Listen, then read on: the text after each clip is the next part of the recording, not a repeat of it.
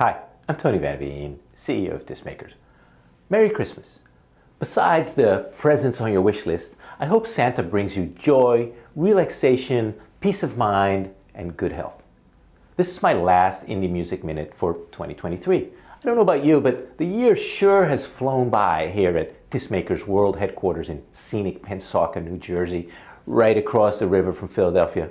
So I thought it would be neat to wrap up 2023 with a quick review of this year's top music industry news items relevant to independent artists. You ready? Here goes. Let's start with the weird year at Bandcamp. In March of 2022, yes, that was last year, in what was a bit of a head-scratcher deal for me at the time, Bandcamp announced it was purchased by game maker Epic Games. What was the fit? I couldn't figure it out, and I guess neither could Epic Games. Then this March, a year after the Epic deal was announced, much of the Bandcamp staff unionized. In their words, to ensure they were treated with the same values as Bandcamp treats its artists. That was also a strange one for me. Bandcamp's employees were designers and software engineers and developers, customer service and creative staff working for a music tech company. Hardly the kind of folks that you usually see unionized. And then this past September, we heard Bandcamp was being sold by Epic Games to SongTrader, an online music licensing platform. Clearly, Epic did not know what to do with Bandcamp and wanted to unload it. And here's the kicker. As part of the sale, it was announced that about half the Bandcamp staff would be laid off, including all the union organizers and many of the unionized positions. What does this mean for Bandcamp going forward? Well, it appears the company was not making money, and the layoffs were necessary to get it to profitability. And I feel for the laid off Bandcampers, and I certainly also feel for Bandcamp's remaining staff who were whipsawed with 2 company sales in 18 months and who lost half their colleagues in the process. But encouragingly for us, artists and fans, Bandcamp continues to publish their Bandcamp Daily, and they just unveiled a cool new Discover feature to help music fans find new music in genres and formats they love on the platform. So let's hope Bandcamp remains the indie-friendly music retail mainstay we've all known and loved for the last X number of years. Next up, let's discuss live music for a couple minutes. If you've performed at all, you know that when you sell merch at certain larger concert venues, the venue will take a cut of your merch sales, sometimes as much as 25%. In comes independent artist Jeff Rosenstock, who this year published a list of Live Nation and AEG venues with the exact percentage cut they take from his merch sales. This article got such traction that it eventually led to Ticketmaster and others announcing they were reducing and in some cases pausing completely the fees they were taking on merch sales, which is pretty cool, and I certainly hope this will continue. But whether it does or not, it's worth knowing that if you're in such a situation, venue merch fees are almost always completely negotiable, and in many cases, you can actually negotiate them away. Before we get off the live topic, here's an interesting side note that's not really relevant to you as an independent artist, but worth noting nonetheless. 2023 saw 2 mega tours by 2 mega artists, Taylor Swift and Beyonce, that actually impacted regional and sometimes national economies. These tours were so popular, each tour grossed a whopping $1 billion, that the fans coming into the cities and sometimes the countries where the performances were held were spending so much money that they actually measurably drove economic growth. Pretty amazing and a real testament to the ongoing power of music. The next news generator in 2023, not surprisingly, Spotify. First off, Spotify laid off almost 25% of its staff over 3 rounds of layoffs this year. 600 in January, 200 more in June, and they just announced 1,500 more. Why? Are things going badly with Spotify? Not exactly. They're by far the largest streaming platform with a 31% global market share, more than twice the number 2, Apple, which has 15%. However, Spotify has never been profitable, and they have to get there.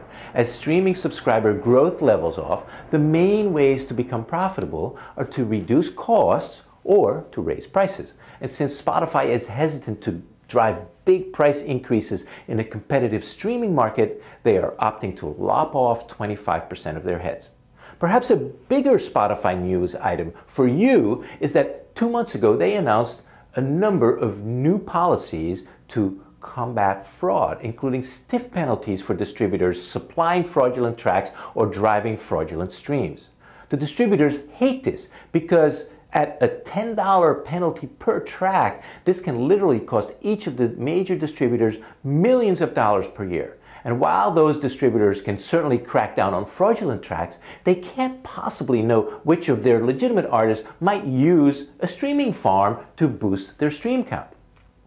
More disturbing for independent artists, Spotify is going to artist-centric pricing, which sounds benevolent, but actually means that they completely stop paying sound recording royalties on tracks that have less than 1,000 streams per year, and instead redirect those streams proportionately to all the other artists who have more than 1,000 streams.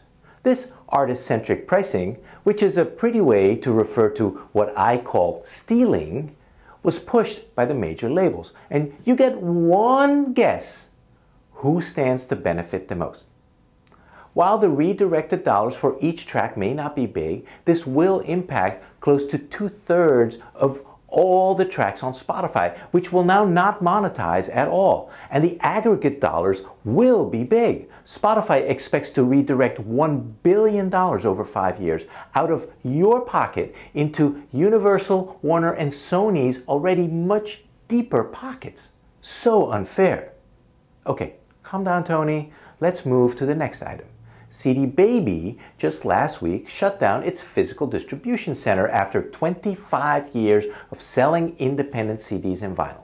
And hey, I get it. Streaming is the name of the game now. That's where the volume is. But I must say, I was sad to hear it. Physical media is critical for artists to be able to make any money from their music because streaming pays so little.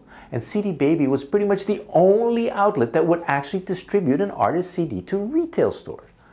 What is an artist to do now to sell CDs online? You can certainly sell them directly to your fans, off of your website, and off your Bandcamp page. But unfortunately, CD distribution to other retail outlets is no longer a viable option for most artists, which is a bummer. That said, we know that most indie artists' CDs and vinyl are sold at concert and direct to fans online, and those opportunities really haven't changed. Related to that, my final news item. In 2023, vinyl got significantly cheaper and faster. For the past decade, vinyl demand greatly outstripped record pressing capacity in the US. This led to sky-high prices and turn times as long as 26 weeks just a year ago.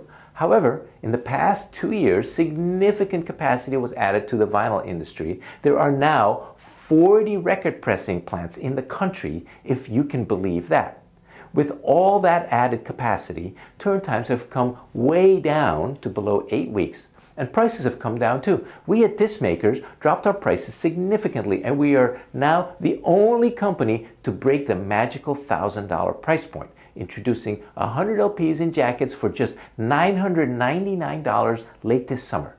Thanks to you, our vinyl program was perhaps our biggest success as a company this year, with vinyl orders quadrupling the second half of the year.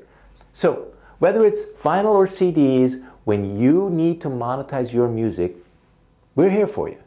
Thank you for your support this year, for watching my videos, for reading our newsletters, and for continuing to put physical media out in the world.